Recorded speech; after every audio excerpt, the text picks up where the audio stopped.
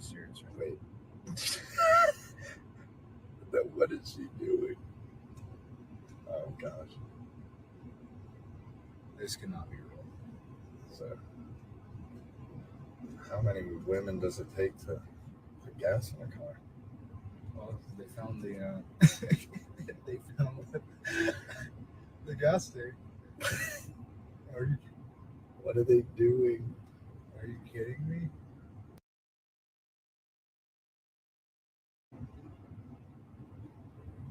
Wait, no. No. I thought this might have been fake. We should stop them. I don't know if it is. That's gonna I can't tell because and look, it's a brand new car too. okay, so the fact that they're going for the diesel thing, the diesel won't fit in the gas. Right. The diesel nozzle is too wide to fit in the gas tank. So like she checked it there and should have seen it. I like this next part. Instead of turning around, she just gets closer. Like this is something a woman would do. So it's like, I don't know, man. First off, Seamus, we've never been 5 minutes late. So how are you going to say over under 5 minutes? So you win that bet every time and just say under, which sometimes a minute late, a minute and a half. That's about it. How's everybody's length going? Good. Dude, we're flying. It's going good. Yeah, I've been starving. I miss pizza, dude. Like a lot. Like I really miss pizza. I've been craving burgers so much. Because I gave up bread and cheese, and I've just wanted bread and cheese. So it's like your body goes into detox from it. You know how last year I did the meatless keto? Yeah. That was stupid. That was terrible. So this year I'm not doing the keto part. So I can still have the bread and stuff, but I want a burger really bad. So yeah, I'm doing one meal a day and no bread and cheese. So I can have a protein bar during the day because I've been on the wheelbarrow for the past 6 days, which since Ash Wednesday, it's the craziest thing. Ash Wednesday, I have had absolutely no work. Like as the foreman, I've been on the wheelbarrow as a laborer every day. Like I could do something else, but I kind of like offered to do that because I wanted the penance of it. But since I took it, like I kind of took it, and now nobody else is taking it, and I'm like, wait, I wanted it for a day. I didn't want it for a week.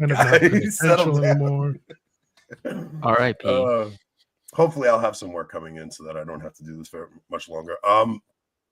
We haven't promoted the merch store in a while. Do not. Why? Because there are people that ordered in December that have not gotten their stuff and have not gotten refunds. Why? Because that place sucks. All right, we got to figure something else out for merch. Yep. All right, we'll figure something else out for merch. Never mind. But we did get feedback from the wine company. Yep, and that's how they can support us now. So the wine company said the best sales they had was the night we had Hitchborn do the read, and then we were just making fun of Rob incessantly for the way he says requisite. Okay, first off, hold on. How do you say it? Recusant. I got it right. So they did say they pronounce it like you pronounce it, but they also said that they also looked up the real pronunciation, and it's like, so you pronounce it like they do, but they pronounce it incorrectly. Is that what you're telling me? Stop it. It's their company. They can, however they pronounce it is how it's pronounced. I don't want to. But it's named after an actual thing. No. It's so here's the thing. The wine is amazing. It's best. Well, the problem is it's Lent, so people are probably not buying wine during Lent. But I mean, if you guys, it does probably take a little while to get to you. If you guys want to have some wine for Easter Sunday, Recusant Cellars, they are. The wine is amazing. I'm drinking some of the cab right now. It's a great way to support us because if you give super chats, YouTube takes 30%. But if these guys are happy and they're getting sales because of us, they'll keep supporting us. And they're a very good sponsor. We're very grateful to them. So go check out their catalog. They got a lot of stuff. And we're going to stop playing the video because they said the video, I think people skip through it. That's what it is on the replay. People just makes it easy to skip through. Yeah, where if we're just yapping, people want to hear the rest of it. But go buy the wine, guys. It's not that difficult. So I hope they like that ad. That's the best they're getting tonight. All right, so we're so grateful to them, but that's the best they get. I think they like our charm. I only had to spend the first 2 minutes of the phone call with them today apologizing for you, so that's pretty good compared to most. That's not bad, actually. Yeah. All right, so we have a bunch of videos to go through tonight. Like, I think I sent Rob a lot of stuff tonight. I actually sent you a fair amount too, and like I'm thinking about it, I'm like, I have like it'd take me 5 minutes to scroll through the Twitter feed to get to everything. Rob is like participating in content creation. I love it. I love the active participation. It's like a Novus Ordo mass between us. Next thing I know, you're gonna come out in investments and do a dance. So okay, so a couple of things also. We're interviewing Father Maudsley on I think April 5th. So April 5th, Saturday, April 5th, we have Father Maudsley coming on. This weekend's my birthday, so I won't be around. I'm leaving Friday. Me and my wife are going away for the weekend to a cabin, and of course, it's Embertide. So we want Which your wife just learned about today. Yeah, my wife. Well, she's known about it. She didn't know this week was Embertide. So my wife listened to Rob's Lenten message. Lenten. If you guys aren't watching Rob's Lenten meditations, you should. Which the analytics say you're not, guys. I know you guys aren't, but they are very, very good. They're very convicting. But my wife listened to one today and she was like, oh my gosh, I loved Rob's Lenten meditation today. I didn't realize we're supposed to fast Wednesday, Friday, and Saturday this week, though. And we're going away this weekend. So she's like, we have to figure out what we're going to do while we're away. Like, we can't just dig in, So we'll figure that out. But so this weekend I'll be away. But I think the weekend after, I'm going to start doing interviews on a separate channel. So like on my actual personal YouTube page, because me and Rob were talking about it. It's like I did that interview with Kale on Saturday, and it's almost too much content for Rob to mix in with this channel. So I might start doing those separately on a separate channel, and then I'm going to let my son work on learning how to play around with algorithms and cutting clips and all that stuff. So as we're approaching that a little closer, I'll tell you guys what the channel name is and stuff, and you guys can go check out that channel name. Oh, that's awesome, Tara. Tara was in Italy with me. Are we never getting Cameron on here? Funny story. Oh, brother. Funny story. I don't even know what story you're about to tell. That's not good. I was talking about him today with someone. Jason? No, I'm not going to say who because is a public figure, and they were asking me what my thoughts were on him. And look, I'm still not crazy about his social media stuff. Like, I don't know, like whatever. I'll leave it alone. So green room story, and hopefully, we'll do it on locals and green room story on accident. Exactly. After your meditation the other day, I don't want to gossip. It's like plucking feathers and scattering them to the wind. So we'll keep those feathers as limited as possible. We'll do it on locals. We're also going to do some Daily Wire drama over on locals because I got some things to say. So if you guys want to check out locals tonight, imagine that everyone. Anthony a lot has of things to say. Well, I want to get into a lot. I want to talk to Nick about kayfabe a little bit, and we'll get into some stuff over there because a lot of the stuff I'm seeing, especially the Massey stuff from today. So we'll do that over there. All right. So on the show tonight, I guess we'll start with the priests. But Rob, you know what else we should look up? Can you see if you can find while we're playing that? Can you see if you can find the Democrat Choose Your Fighter video? See if you can find that because these two videos remind me of that. It does remind me. I get the same feeling from these two videos that I get from the Choose Your Fighter video. So maybe we could follow up with that after. Sorry, guys. I got it. I found it. All right, good. All right, so let's start with the priest videos. So if you guys have not seen there's this new trend of TikTok priests. And let's play the video and then we'll give our commentary. So I've obviously watched them because I've tweeted them, but I have not watched them with the sound on. Okay. Now we may get a copyright strike for this. I don't care because the song is very important here. Oh no. It's a cultural divide. I'm gonna get it on the flow. You really about to do it? 40 acres in the mule. This is bigger than the music. You really about to do it? Yeah, they tried to rig the game, but you can't fake influence. They get on it like that. Hey, I'm tripping, I'm sliding, I'm riding through the back like no. What's that? Hold up, beat bro, deep boat in rap. He a freak though, man down, call like Ember Lamb. First off, who are they trying to appeal to? Homosexuals. Like seriously, who are they trying to appeal to? But And there's so much wrong with this. It's the song itself is a Drake diss where he's calling Drake a pedophile. Mm-hmm. And it's two priests post scandal playing. I think only one of them's probably a priest, but a priest and a deacon, it looks like. Something like but, that. Dude, talk about just not like, oh my goodness, what poor taste that's in.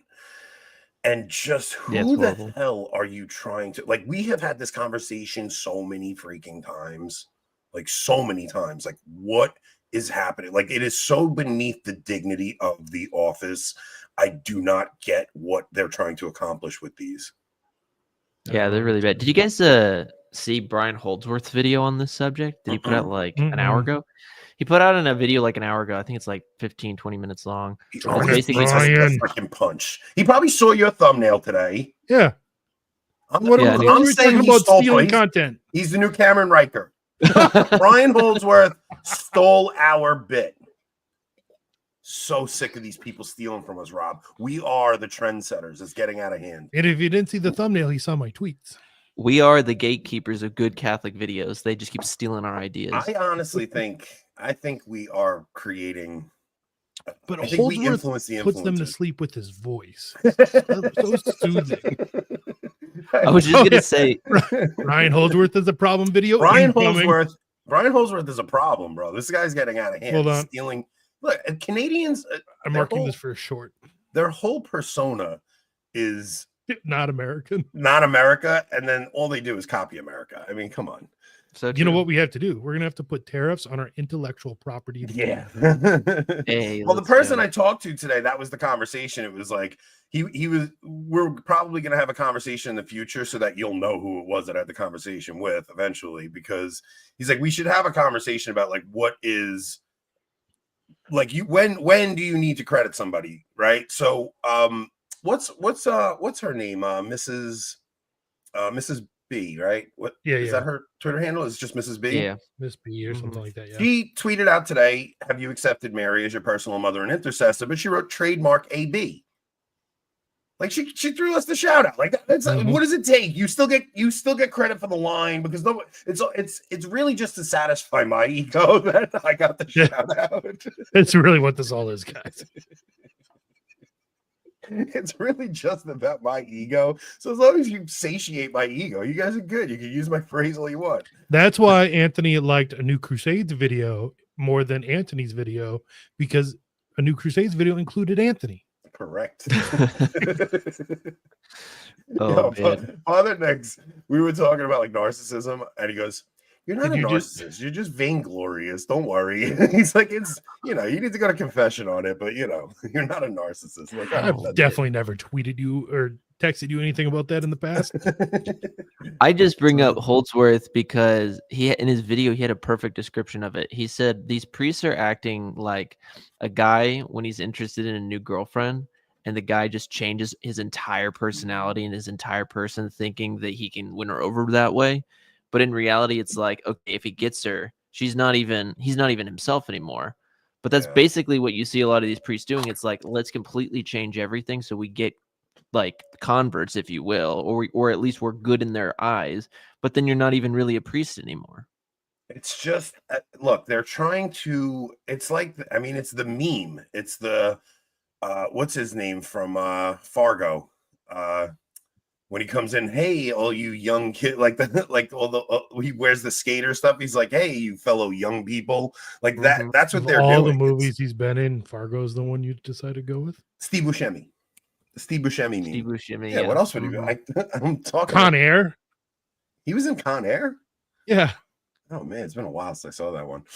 I got a Midwesterner on. I thought of Buscemi from Fargo.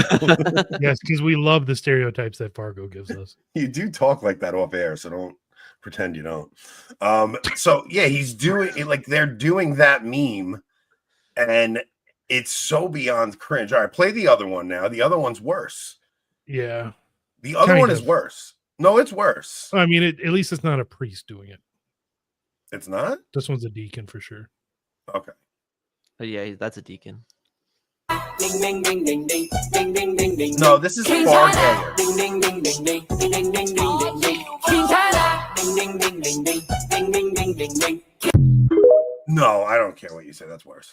Yeah, submit to Rome. Submit to Rome, the Roman Church. Submit to Rome. He's got the girl in there with him. Probably his daughter, actually.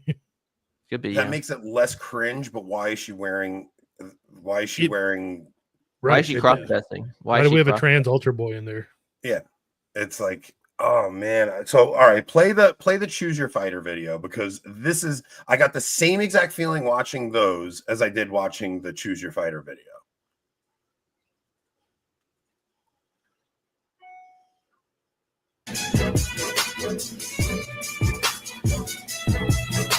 Oh, how did they make this and not, like, my teeth hurt watching this. I don't know. I can't watch any more of that. My teeth hurt watching that from clenching my teeth. Like, it's so bad. But it's Pretty not bad. worse than what those priests put out. No, the priest is way worse. Yeah, the priest is worse. I think there should be like a flat out ban on TikTok priests. Well, Like, I'm you tired know, of the. Leo the 13th kind of did. Did I he? think he did TikTok. What do he before. got? Let's see it, Rob. Let's see what Rob's got. I mean, it's not a like, it's not saying you can't do. You'll see. Let me put it up here. I found it today arguing with someone who said, "Oh, you're so, you're such a mean rat trap for not letting them be joyful." So Leo the 13th said, "The priest, who is the salt of the earth, must, in his necessary contact with society by which he is surrounded, preserve modesty, gravity, and holiness in manner, action, and speech, and not allow himself to become infected with the levity, dissipation, and vanity of the worldly." I mean, there's nothing more vain and worldly than being a social media star, Exactly. being an influencer. I say that without the least bit of irony. R.I.P. It's literally, they're the scum of the earth. The freaking influencers and streamers. Stop, get me off screen. I don't like being on alone. I need to like community shame. It's not as bad. Community shame.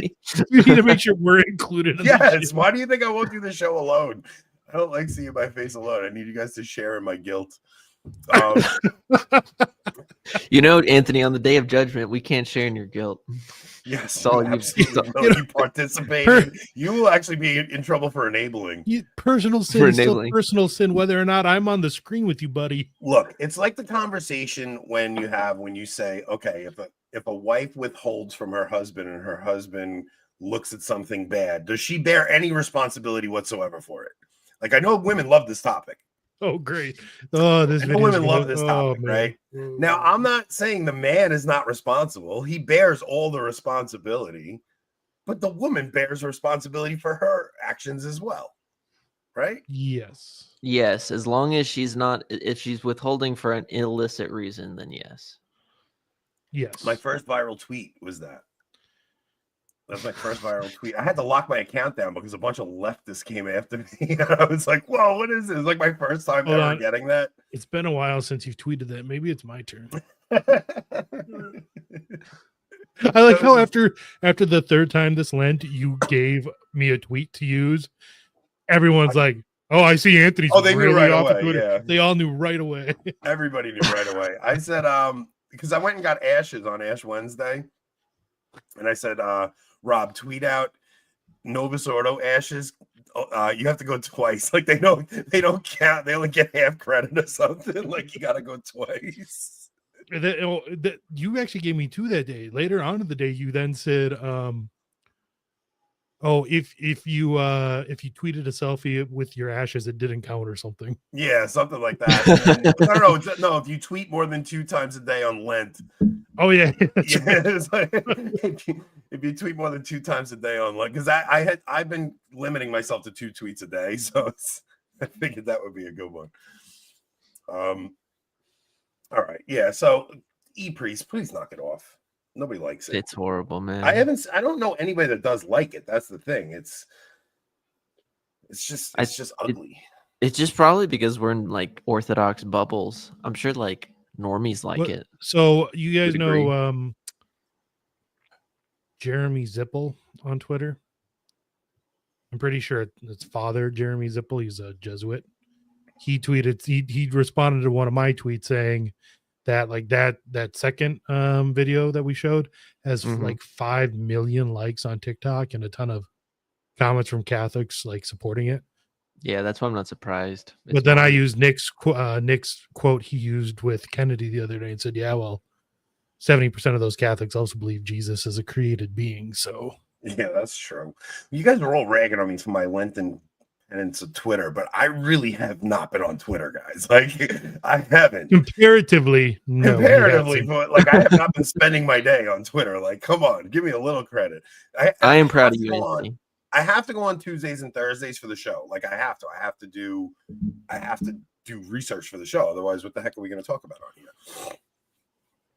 So you might see a couple more on a Tuesday or a Thursday, but for the most part, I've been really staying off weekends completely. So I don't know what to tell you guys. I'm doing the best I can. He's been behaving for the most part on Twitter too. I've said I'm only going to do edifying stuff, and then today I broke that just because I saw a Megyn Kelly clip, and it just annoyed me. Like Megyn Kelly interviewed Twitter is a death spiral where low IQ people. So the second video we saw today did come from Murray. I did take it from his page, so everyone go follow Murray. Yeah, follow Murray Rundis on Twitter. So the Megyn Kelly and Andrew Schultz video, that interview. Anthony, you're scandalizing me since my Lenten sacrifice was no longer reading your tweets. You're not missing anything. Don't read them. So that interview with Megyn Kelly and Andrew Schultz, she's wearing she's like scantily clad. She's clearly flirting with him, like smitten with this guy, laughing at every single thing he says. Her freaking face looks like she got so much plastic surgery. It was just a gross display that they put on. And then they got into discussing IVF in one clip. And it was the most repulsive, like to present herself as a conservative. She's having a conversation about like really gross sexual stuff with a man that's not her husband in front of national audience. Like it is, if I would never ever like her husband, like the shame she brought her husband. I do not understand how these people are okay with what their wives are doing. I just don't get it. It makes no sense to me. Yeah, probably deep down the nut, they're like, she brings in a lot of money. Is probably why they keep. Dude, that's like, talk about selling your soul, selling your dignity, right? You're letting your wife flirt with a 27-year-old comedian up there talking about fluids coming. It was the most. I mean, basically, you're her cock. Yeah, it's like it was the most vulgar conversation I'd ever. Yeah, she's on like her third husband too. So yeah, I don't know. Anyway, I had to say something about that. But all right, so why don't we get into Rob, I sent the mom, daughter, wife video. This one really got under my skin too. Like this is the sad state of the culture we're in. People are not going to believe we actually not only started discussing, but finished discussing the lead in the first 25 minutes. First 25 minutes got through it. We're bringing you guys good for everything. This is gonna be a fun show. We got a lot of videos to go through. We're just gonna be all over the place. Rob's gonna have a lot of work ahead of him chopping clips up from this one. Yay. Okay, here we go. Who comes first, your mom, your daughter, or your wife? Give me mom, daughter, wife. Daughter, wife. Wife replaceable. Okay. Oh, wow, replaceable. Okay. So this is like hypothetical when I'm like later in life in my 30s when I have all three of those. Okay. So I would say at that point, I'd probably pick like daughter, then wife, then mom. But I love my mom a lot. I love my mom. Respect. What about you? How you feel? Daughter, if I'm on good terms with my wife, then mom. But if not, then mom in the middle. Daughter's at one. Okay. Daughter, mom, wife. Daughter, mom, wife. You get what I'm saying? You can always find another wife. You can't have another daughter. That's your life that you brought into the world. And your mom, My mom brought me into the world, so we go daughter, mom, wife. You know what I'm saying? Okay. I was raised by a single mother, so my mom's got to come first. Mom first, okay. Why was she Then single? my daughter. Then your daughter. Wife. Then your wife. Then my wife. Okay. Why wife? No, yeah, pause it. Because think about what he just said. I was raised by a single mother. My father wasn't there, so my father put other things before my mother. So I was raised by a woman. So instead of me fixing the mistake my father made, I'm gonna put my wife last, so that my own daughter ends up being raised by a single mom. Yep. Exactly. Like the degeneracy in our culture is so bad. Look, clearly the order is mom, daughter. I mean, wife, daughter, wife, daughter, mom. Like when you're married, your wife is your first duty, then your children, and then your extended family after that. Yes. Mm-hmm. And the idea that it's not is insane to me, that people really don't know that. And the thing is, they're sitting there thinking, "I hope my wife don't see this." No, like that's It like just makes sense because it's like we're just in a post-Christian world, so it's like any semblance of morality is just so gutted. But any That's semblance of marriage being permanent is. Every one of them said the wife is replaceable. Like the idea, like me and Rob went through some of the things that invalidate marriage. Like if you marry somebody with that mentality, your marriage is invalid. Like it's not a valid marriage. If you have even the thought, like, okay, so do you guys think a prenup invalidates a marriage? It definitely can in many or most cases. I think there might be some cases where it's valid, but like those are largely like dynastic stuff back in with nobility and medieval Europe, where you could say, if I marry you, like you don't get this such and such dynastic title. But that, I mean, other than that, modern prenups probably invalidate them. I would agree. I have been through some crap with my wife, dude, over the years. Like serious stuff. Like I could never actually talk about it on air because it's so except serious. for all the times you have. Sure, one night on Locals I'll tell you guys stories, but the thought of divorce never, ever, ever, ever would cross either of our minds. Like there's never, ever there's never any possibility of my wife and I like splitting up. Ever. Death would be preferable. Death, that's it. And I'll tell you the truth, if my wife passed, I don't think I'd remarry. Like I don't think I would remarry. I think I wouldn't put my kids through that. Like I would just focus on my children. I think it does depend at the age. Like as the age of your children, definitely not. It wouldn't make sense, right? But I think so like Ryan had he had like Ryan 9 Grant. little kids. Like that makes sense. You need someone to help. Need help. You have young children that need a woman to help form them. Yeah. Things like that. Yes. Yeah, like Ryan Grant lost his wife and he had little kids and a lot of I think he had 9 kids. Like that is totally understandable. But for me, like I'm in my almost in my mid-40s. I turned 43 this weekend. It's like, what am I doing? Do I need a chick that bad? Am I like, do you need a woman in your life that bad? Like, if it didn't, like, do you guys know how many more shows you would have if Anthony's wife died? You guys have 5 days a week. He'd be on here all the time. He'd be streaming 24/7. Be like Alex Jones. You'd be in the 4th hour of his second show for the day or something like that. You'd have Jay Dyer jump on to help out. Well, first off, like you think about it, if my wife, God forbid, did pass, like I would need so much less. Like I would downgrade my house. I would not leave this house. I would live in like a freaking shack. Never have to put something up on the walls again. Never ever again. Like men are so much more content we have with Japanese so much less audience members. Wow, we have a Japanese listener. Look at that.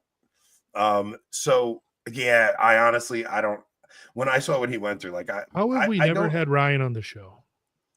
The thing is, I'm saying that, but I don't know how the loneliness gets to you. Like, I don't know. I don't want to. So I also don't want to judge people who lost the spouse and then remarried. Like, you're allowed to remarry. I just like to think that I just don't see myself ever with another woman other than my wife, man. Like she's just my girl forever. Like if she goes, then I got to figure it out. You know, I dedicate myself to my children at that point. But yeah, it's a good question.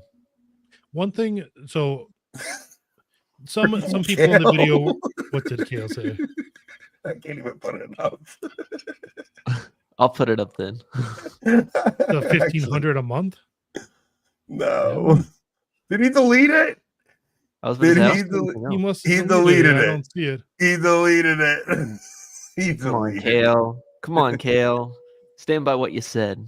Whatever you it. It said. was See, hilarious. and this is dedication right here from a Protestant kind of ish. Even the channel. If this channel ever shuts down, Aaron will not ever watch another one. That is just factually correct because there will be no more. I wish Mary, we have enough life insurance to keep the kids and I good if it were to happen. My husband is one flesh, can't imagine. That's all I'm saying. Like I have been with my wife since I'm a kid, man. Like I don't know. Look, you say that everybody says things and then who knows, but yeah, I'd like to think I wouldn't. For the guys in the video that were saying their mom first, they must have had an unhealthy it's an unhealthy childhood, attachment. right? It's an unhealthy attachment to your mother. Because you know who's going to say mom first in most of those cases? Gays. Gay guys. Yeah. Yep. Gay guys. And a lot of those guys were raised by single moms, right? So like their mom, it tends to be the mother with an overbearing presence in the child's life and an absentee or abusive father, so that it goes into a lot of why so many men today even have such devious sexual proclivities, like besides the medicine that they've been prescribing now since 2000 something. Remember? Is that crazy? Yeah, that is. Is that crazy? My goodness, man. And then for the guys that were saying daughter first, I think that's almost a natural response in our day and age, and it's there's something like good intentioned at heart there. But the number one thing you can do for your kids is love your spouse the most. Yeah. Yeah. Go ahead, Nick. I was just like, maybe the psychology of like why is because in their minds are like, my daughter is way less likely to betray me as opposed to a girl. Because I'm trying to put myself in the psychology of all these guys. And I'm like, okay, all these guys are probably raised by single moms, or a good amount of them. Their dads are absent, or they're just not. They didn't form them correctly. Two, growing up in America and the West, corn is everywhere, even softcore, it's everywhere, plus just fornication, sleeping around, etc. So then I'm like, okay, well, maybe the reason they're picking either mom or daughter first is like, okay, mom is either just something familiar, unhealthy attachment, or B, with the daughter, it's like, oh, she's not going to betray me. So I just think we live a bit. I think it's deeper than that. I think it's that these guys probably don't have a good father in their lives. They don't have a good father in their lives who showed them that you put your wife first, like that. So kids first and foremost learn from example, right? It took some reprogramming for me to get that for sure. Yeah, just with my own relationship with my own dad, like I always promise myself I'm not going to make those same mistakes with my children, right? Yeah. So I had to realize that that means I need to put my wife, I need to put hope first. Yeah. For my kids. I'll never forget. My father said to me one time, I remember I answered my mother back. My father said the phrase to me, he grabbed me and threw me into the wall, and he goes, "Nobody talks to my girl like that." It wasn't, "Don't talk to your mother like that." It was I wouldn't let anybody talk to my girl like that. You think I'm going to let you talk to my girl like that? My father would have taken my head off in that moment. And something really resonated with me in that moment where I was like, oh, wait a minute. My mom and dad always put each other before the kids, and they had to. Winning. That James White got making Catholic converts and introducing people to avoiding Babylon. I love it. He introduced all of. So basically, Anthony, you had a moment where it was like a Will Smith moment. Keep your wife's name out of my mouth. Yeah.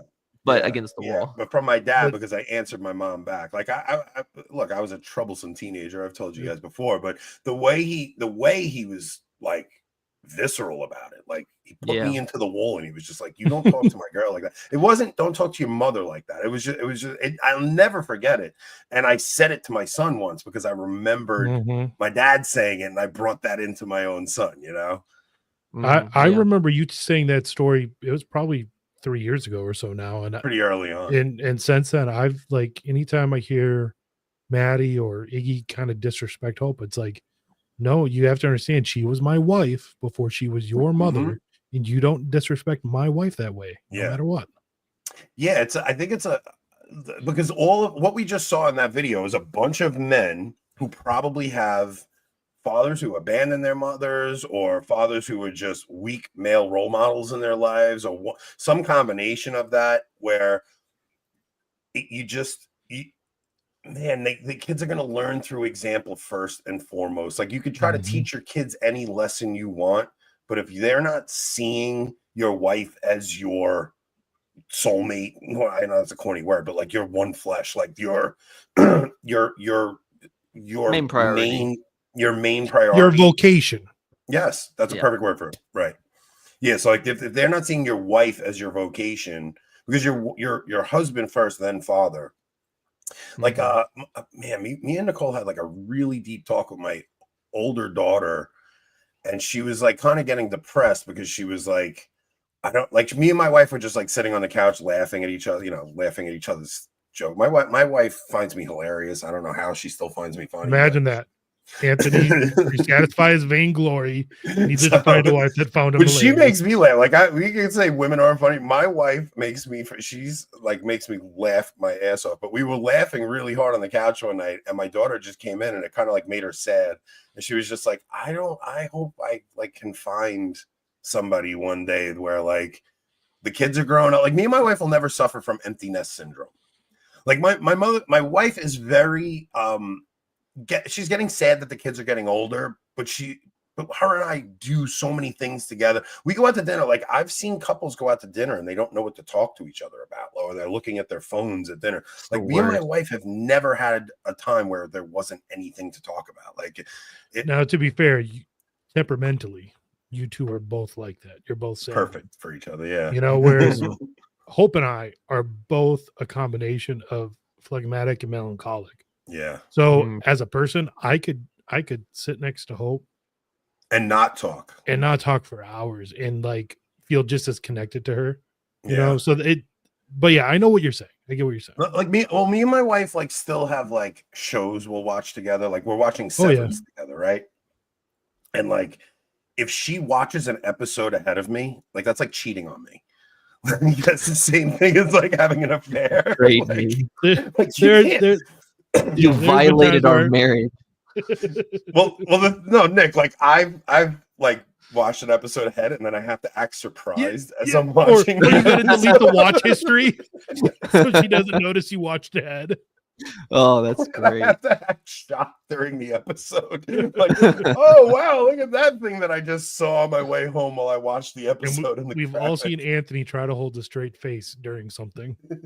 Only of the three of us, only Nick can do it. That's grounds for annulment. All right, we got a couple other videos. That was a good one. That'll make a good segment. I thought so, right? Because I saw a couple of other people commenting on it, but I don't think any of them even commented properly on it. And it's like, man, so much of this has to do with men not knowing how to act like men anymore. And the sad thing is, all of those guys' daughters are doomed because they all hold that mentality. Quentin Tarantino made a movie about Anthony. It would be called Vainglorious Bastard. Honestly, that would be a sick movie. That would be like a Quentin Tarantino film of Anthony's life. I want to see that before I die. Nicole keeps telling me she wants me to write a book, and she's like, you should write a book. I go, if the only book I could write is if like I did like a biography and like wrote my life story. I'm like, and you'd be featured quite a bit in that book. She goes, never mind, don't write a book.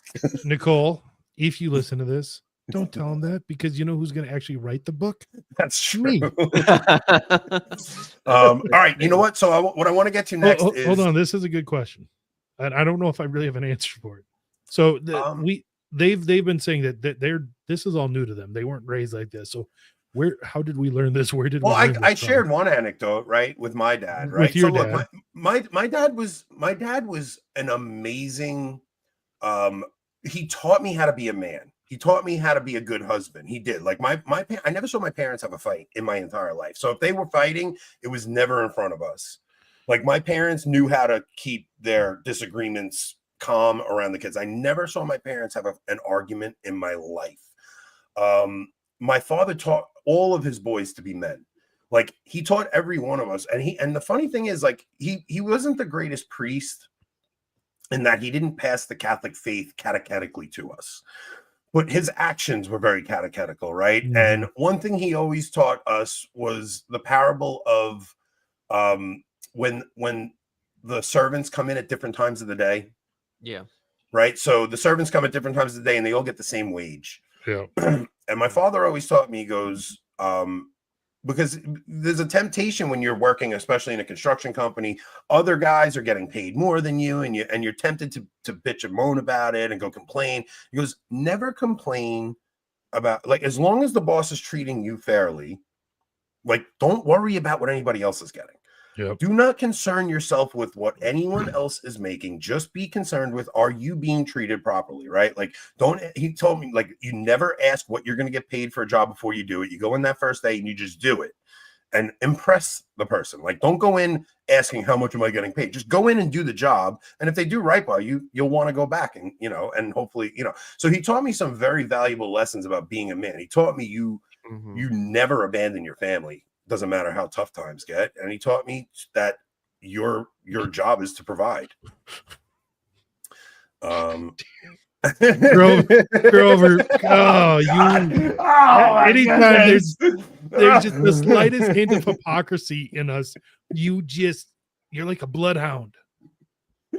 So for anyone listening on the audio, Grover says, meanwhile, Anthony's concerned with the YouTube sub count of other channels. Well, it's not that. It's that I'm concerned with that YouTube's not doing right by us in the algorithm, okay? We are the gatekeepers of Catholic content. You want to know something, though? I honestly think we present the best show in this arena. Like, I know other guys are smarter than us and present, like, more valuable stuff for, like, converting souls and stuff. But I think for what we're doing... Nick, slow blink as you say other guys are smarter than us. Well, not Nick, but you know what I mean? Like, what we're presenting is more just like you're hanging out with your friends and we're just talking about Catholic things more than...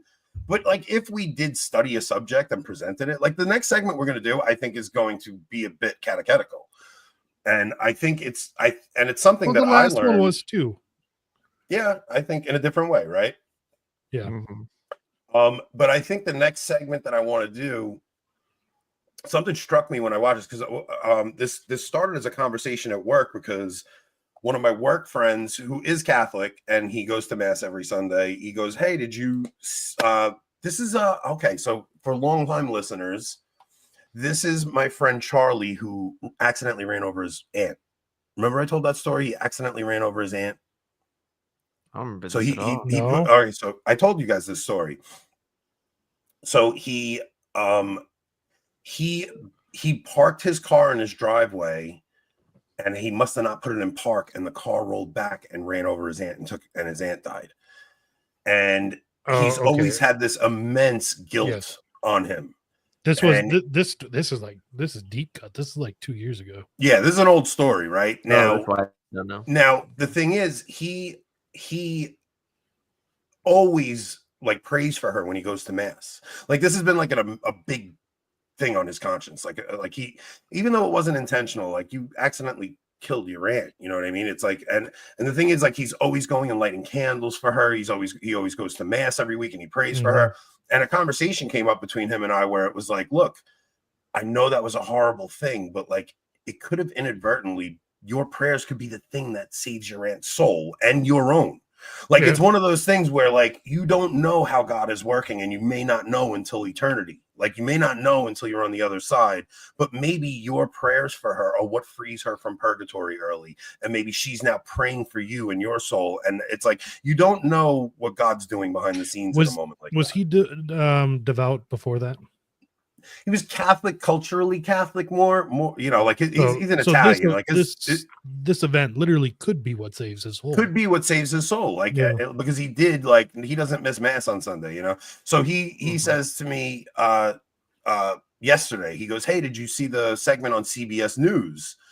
And he's like, they did a whole thing on San Gennaro, you know, and he sends me the clip. And when I watched the clip, because we had a conversation about the saints, and it really struck me because I don't know if modern Catholics know like why the saints became so important, like what it was that made them so important. I know we've discussed this on the show a little bit, but I think a lot of Catholics today have a particular devotion to, like, they'll have a devotion to a particular saint, and that'll be beneficial to them. But what you'll see in this story is how a patron saint comes to be, and the importance of patron saints, and how they are actually a fulfillment of a prophecy Jesus made. So why don't we run that clip? Well, I don't know how much of it we're going to play. I was gonna say it's 4.5 minutes. long, but if you want to skip ahead a little bit, go to when you see the volcano. Like, skip ahead until you see the volcano erupt, and then back up a tiny bit. It's just having a hard time loading here. Give me It's a right second. after this, actually.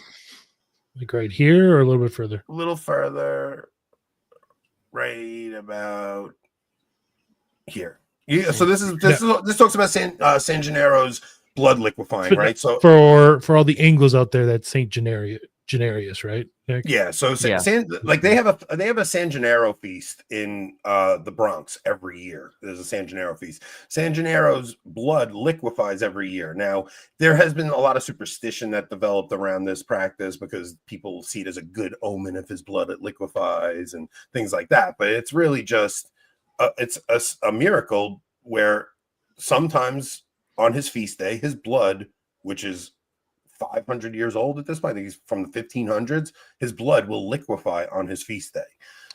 Real quick, Nicholas, we may need to steal that from you. Yeah, and we may make a shirt on it, but if we're going to trademark it AB. So sorry. No, we will give you credit, Nicholas. You know what? You should tweet it. Tag me in the tweet, and I will shoot that out for you, bud. Yeah, and if for anybody else that watches the show, if I'm not following you on Twitter, make a show reference to me, and I'll follow you. Like, I like to follow all the people that watch the show. So if I'm not following you, just make in one of my tweets, just like make a show reference in one of the tweets, and I'll follow you back. All right, go ahead. In local lore, that's a good omen.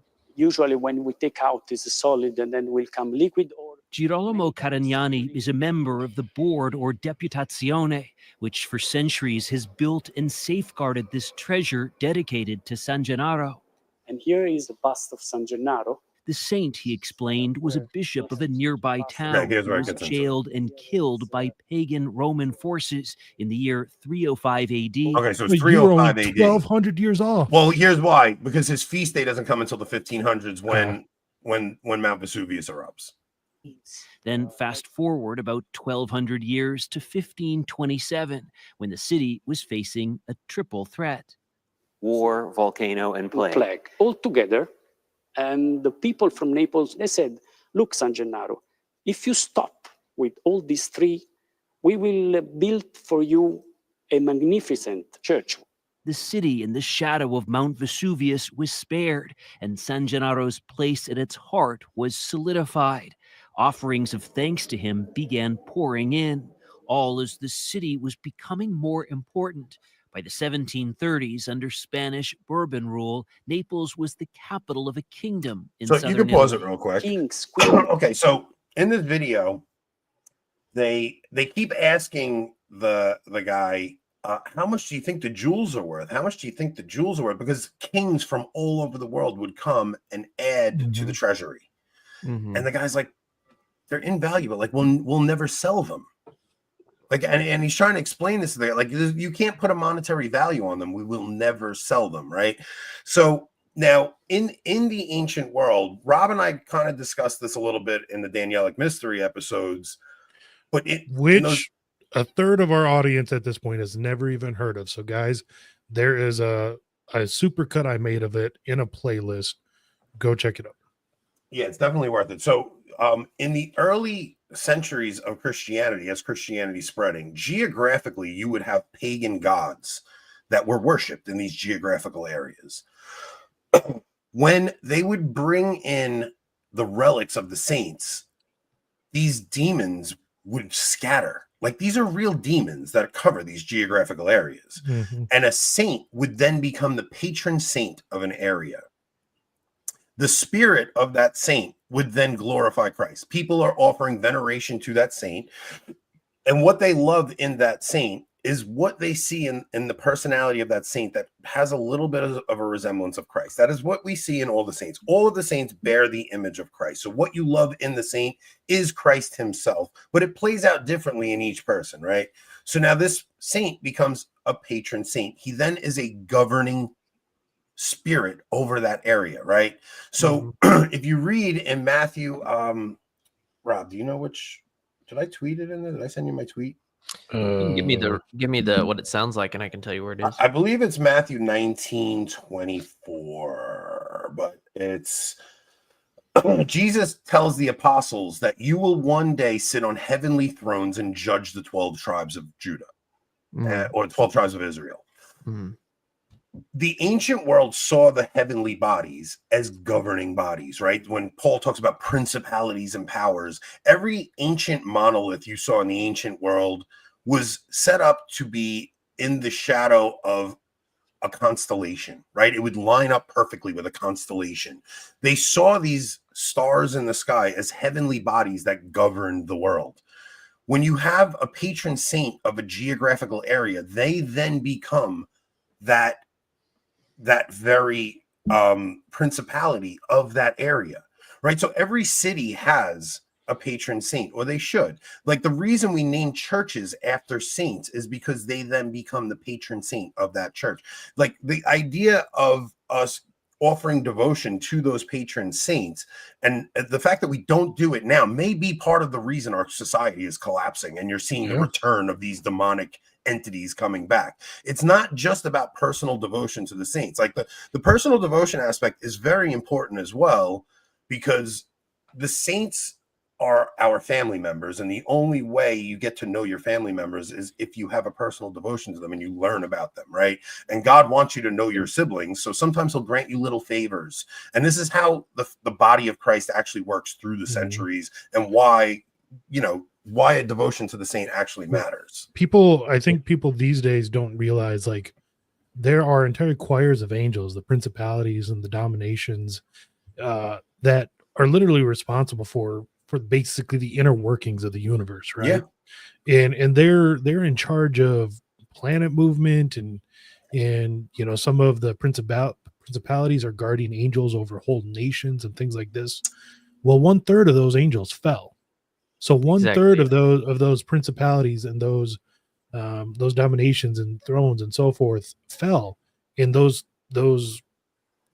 places were held by demons at that point. So that's when a person enters heaven, they fill one of those seats that the angels fell from, and they become the protectors and patrons of cities, of nations, of whole regions. We discussed it. Do you remember when we were doing Tom Holland's book? What was the first saint that they started practicing this with? It was like 3rd century. I can't remember, but there was an oracle. Was it in Dominion?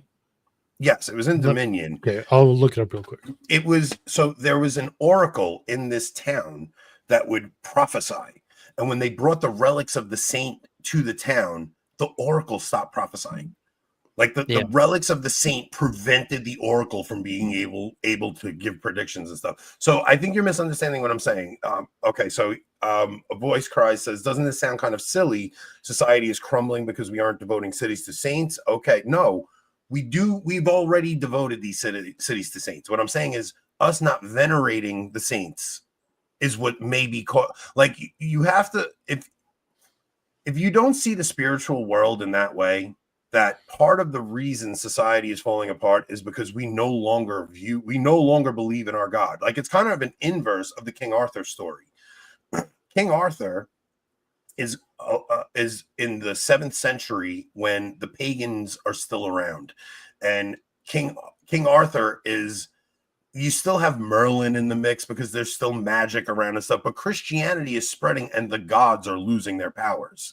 because they are. As you're erecting altars, go read Augustine's City of God. As you're erecting altars and offering the Eucharist, these demons are being cast out into the wilderness, which Rob even pointed out, like, why do you think all of our ghost stories take place out in the woods?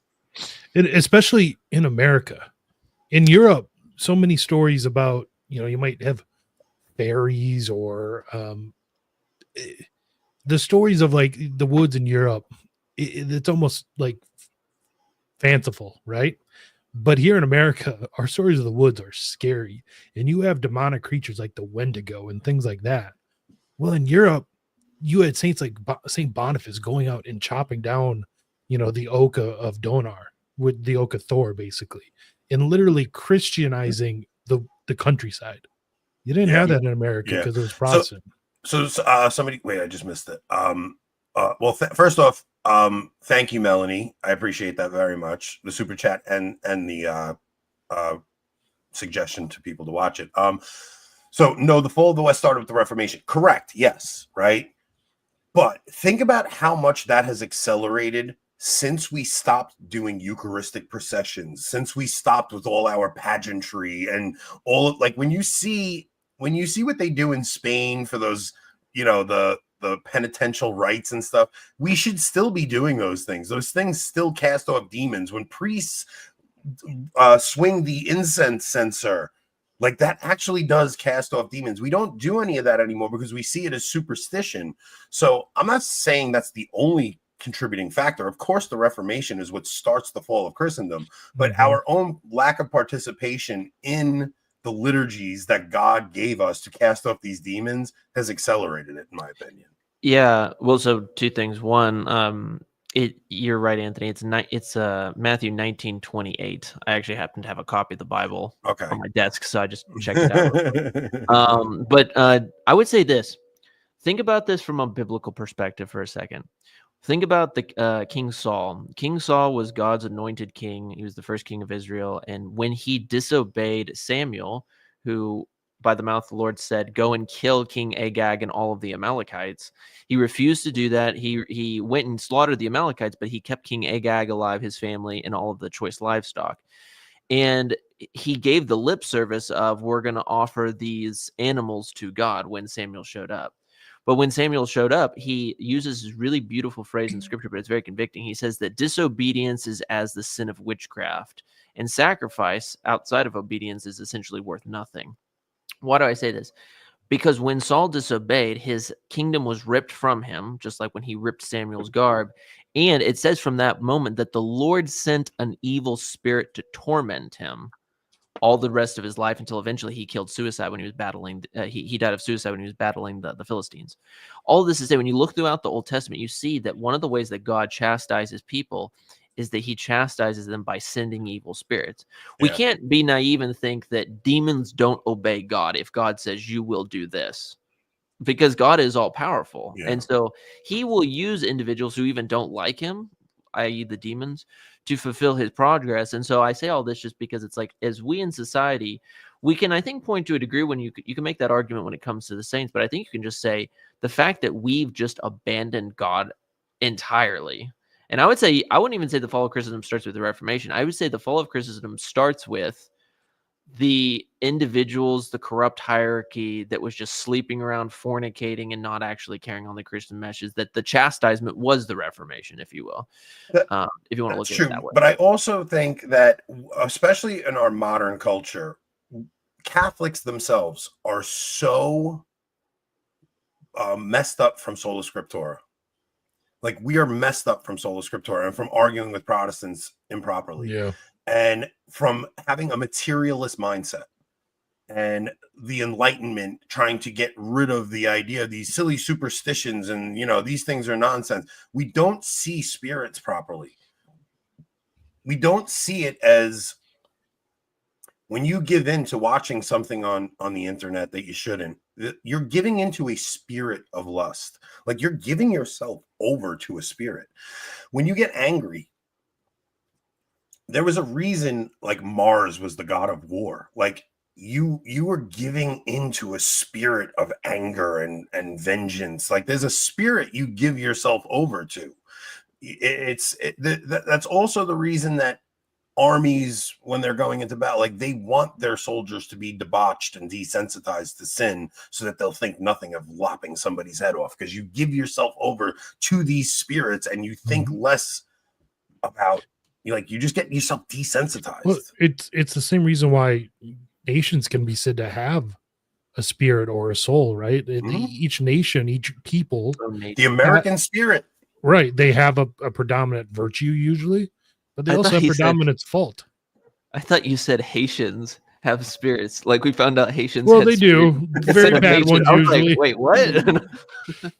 They're eating the dogs. I think that they're eating the dogs. Modern people don't see it the way they should. Like I think we've all been convinced this stuff is nonsense, and it's not nonsense. Yeah, no, I don't disagree. I think they work together. I think that demons are real. You have to allot them rightly, because whenever you say this, it's like I think of when St. Thomas talks about how he basically answers the question, does the devil make me sin every time I sin? And he says, of course the devil is the one who entices you to sin, but sometimes it's not. Sometimes it's just your own fallen nature. Yeah. And maybe the reason you just have this fallen nature and these deep wounds is because you are given over by God to this sin until you repent. It's like if you go on sinning and sinning and sinning, you guys can think of whatever sin, but eventually your conscience is just screaming at you and you feel like a total piece of trash, right? And that's just one of God's ways of chastising you, saying, get right. I had a conversation with a friend from work who, funny enough, so this is a guy I used to do the men's group with. And he works with me, and he stopped going to mass for a couple of years. And dude, it's so funny that this happened, because he goes, Anthony, I'm in my car one day. He goes, I'm in my car one day and I'm flipping through YouTube and the stupid Girls Gone Bible thing came on. And he goes, every time they said the name Jesus, I just started weeping. I don't know why. So now he had been away from the sacraments for a while. He was never well catechized. Then he starts watching George Janko. And he watches that episode of George Janko trashing Catholics, and something goes off in his head. And he's like, this isn't right. What's going on here? Mm-hmm. And he comes up to me and he's like, dude, did you ever hear of George Janko? This is just the other day.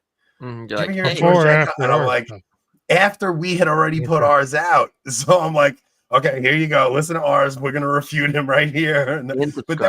But then we had a deeper conversation, and he just opened up to me about how like his life spiraled out of control when he left the sacraments.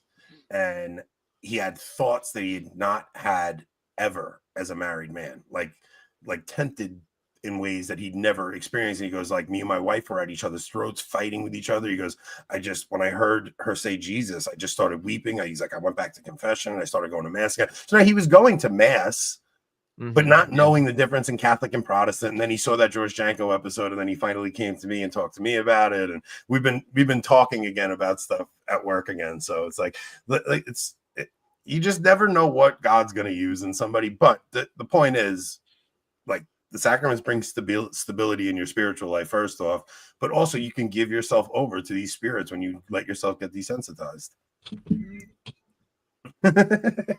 Grover is the worst. Oh man. He really does, like, he doesn't agree with half the crap we say, but he sticks around. He loves us. Yeah, we want to get Sam back on. Sam was on with us recently. Sam Schmoon did a show with George Janko, but because Sam owned him on the show, he didn't pick up the episode. He didn't put up the episode. So I talked to Sam. We're gonna get him back on, but yeah, Sam. He definitely did, but Sam has a way about him where he doesn't, he's not very subtle about things. He's not gentle. So I think Voice of Reason is going to go on with George Janko because he's probably a little more palatable for him, But won't even he'll just get 1980s Catholic Answers Catholicism then. Yeah. That might be perfect for him though. It's sometimes that's like the good entryway. So, all right, listen, we're going to go. Sorry, guys. We are going to go over to locals now. Remember, a third of our audience has no idea what that is. Okay, so we go over to locals where we are going to go. We could either go over the rest of our videos that we have because we had a lot more stuff to go over this show. Yeah. And this show is fun. So if you like this show, continue with us over to the other side. It's $5 a month or $4 for a single episode, or you could join for a year for $50, which is the best way to go because you pay it once and you get all of our shows for a year and you don't have to think about it. But yeah, we're going to go over there. I have some things I want to talk about with the Daily Wire, but we can hold that discussion for another time because that's kind of timeless. But I mean, their Zionism's not going anywhere, so no. They're Zionistic. What? Yeah. Let's see. We also have Michael Lepanto. Michael Lepanto was at the McElroy installation today. And then Submit we have to Rome. Submit to Rome. well, and he was there Submit to your bishop because of the woman that confronted McElroy. correct. Yeah, Yeah, so we can get into stepped out that story, or me and Nick could just fight over how I'm off the Trump train. I'm glad. I'm pretty off the Trump train, I think, guys. Was Massey the final straw, or was it the conversation with Kale? It's just been a lot of things, man. I see a lot. We'll get into it on the other side. We'll do it on the other side because I'm sure Nick will disagree with me, but it is what it is. You're allowed to have political disagreements. I just see a lot of spectacle. I see a lot of showmanship, but I don't see a lot of things actually getting done. So we'll see. All right, we'll go over and we'll fight on the other side, guys. Come and join us. We'll be on Locals. If you're not already subscribed to the Traditional Thomist, go check out Nick's channel. Nick does way more serious stuff than we do, way more catechetical. We're just a bunch of goofballs, and we drag Nick into our nonsense. Nick and Kennedy just ripped some guy a new one about the SSPX the other day. That was great. Yeah, so if you're interested in SSPX stuff, Nick and Kennedy just did something. But all right, we're going over to the other side. Please join us, guys. Well, what do you mean, please don't go? Come join us. The show's not over. There's another hour of show. Come and join us. There's another hour of show. You guys get 2 hours a night with us. Get yourselves over there. Let's go. What am I going to play?